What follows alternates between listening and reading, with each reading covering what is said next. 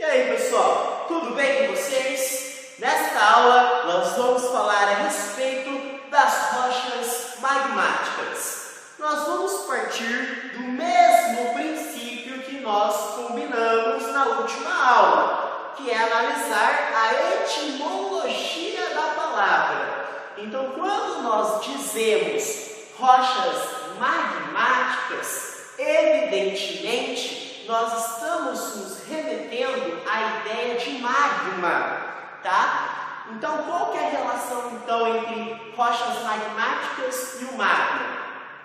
As rochas magmáticas são formadas pelo resfriamento do magma. Quando o magma resfria-se, nós temos a formação de uma rocha magmática. Tudo bem, professor, eu entendi. Você disse que as rochas magmáticas são formadas pelo resfriamento do magma. A pergunta é, o que é o magma?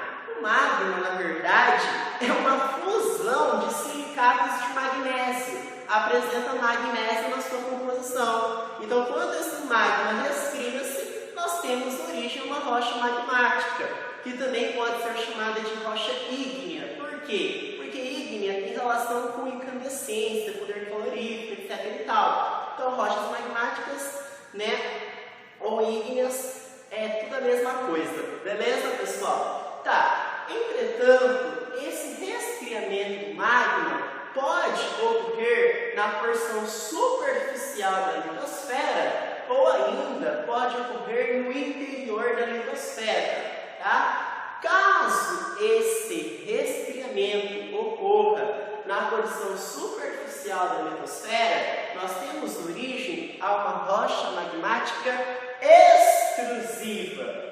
Caso o resfriamento do magma ocorra no interior da litosfera, nós temos origem a uma rocha magmática intrusiva.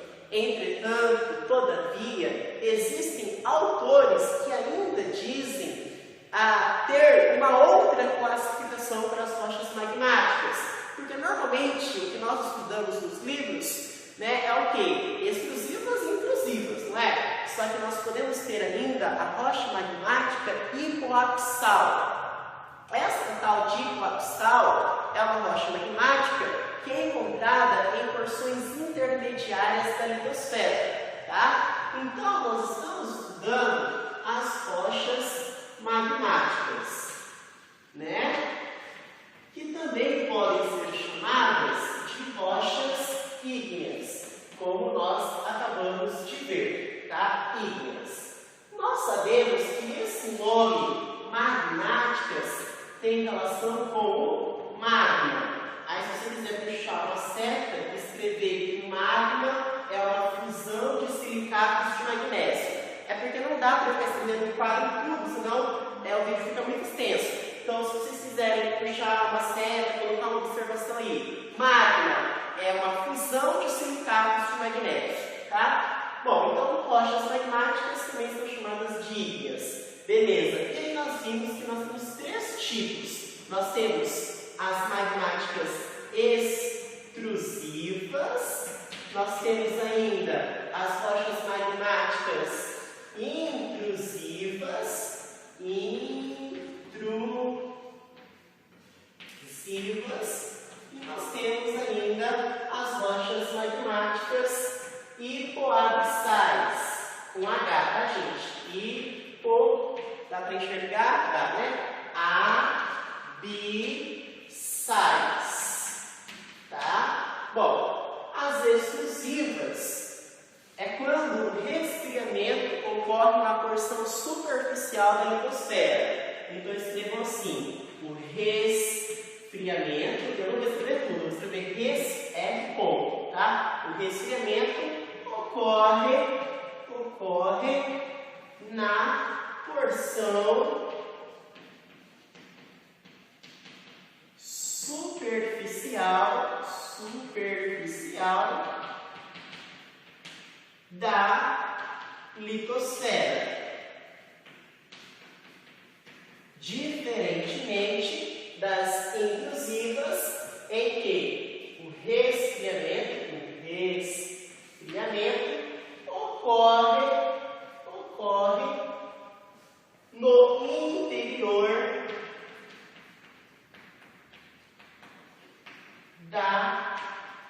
litosfera.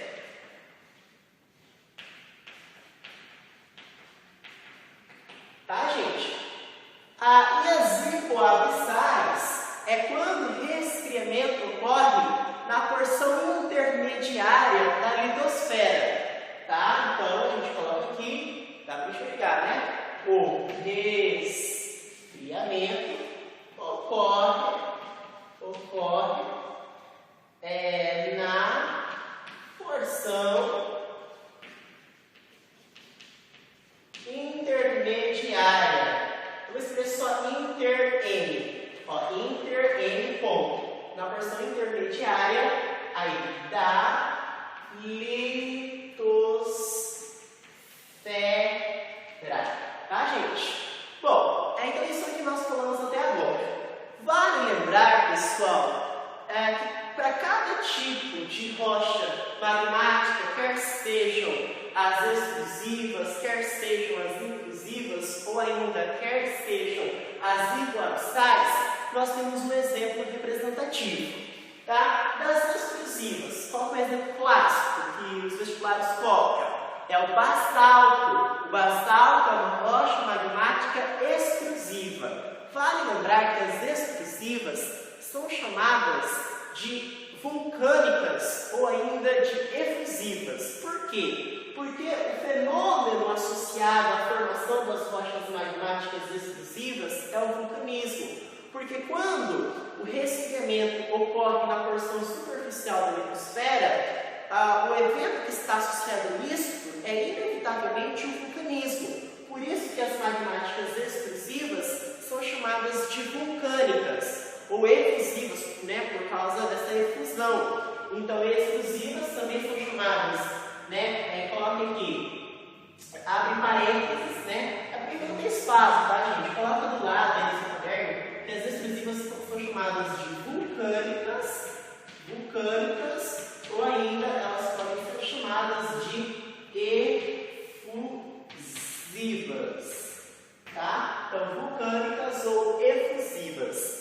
Aí o exemplo clássico, qual é o exemplo, pessoal? Coloca aqui, vou apagar aqui, tá? Depois você volta o vídeo. E qual que é o exemplo que nós temos? É o basalto. Tá, Rafael, fala mais a respeito do basalto para mim. O basalto, pessoal, ele apresenta, na verdade, uma coloração meio escura, tá? Ele é bem escuro. E ele é utilizado na pavimentação de calçadas. O calçadão de Copacabana, no Rio de Janeiro, feito do quê? De basalto, tá? E um exemplo clássico de rocha magmática intrusiva é, no caso, né, o granito, tá? O granito, que não deixa de ser uma rocha detrítica ou plástica, tá? Então, a gente vai ter como exemplo o granito, tá? O granito é o principal exemplo, tá, pessoal? E aí, na próxima aula, você vai ver que quando o granito, que é uma rocha magmática intrusiva, sofre um evento chamado de metamorfismo, ele dá origem ao gneiss, tá? Que vai ser utilizado para fazer a brita na formação do concreto, tá? Então, um exemplo clássico de rocha magmática intrusiva é o granito, tá, gente? Beleza. Fala um pouco do granito. O granito, ele apresenta uma textura variável. Se você for pegar os livros de geografia, você vai defrontar-se com uma textura variável. Os minerais são macroscópicos, tá? Então, esse aqui é o granito. E aqui, o exemplo das hipoabissais é o diabásio, tá, gente? É o principal exemplo, é o diabásio. O diabásio, ele tem uma coloração intermediária, diabásio. Tudo bem, pessoal? Tá, vale lembrar que arenito,